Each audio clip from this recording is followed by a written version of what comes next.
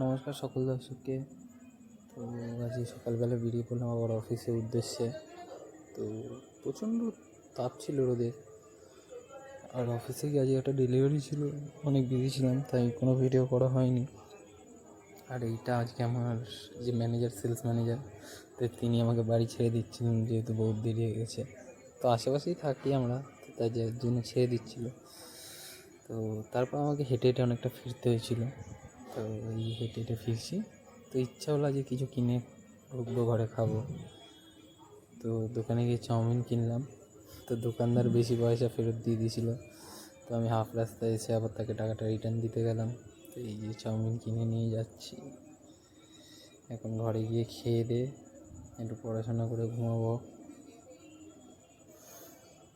তো এই বলেই আজকের এই ভিডিওটা শেষ করছি। ভালো থাকবেন সকলে, শুভরাত্রি।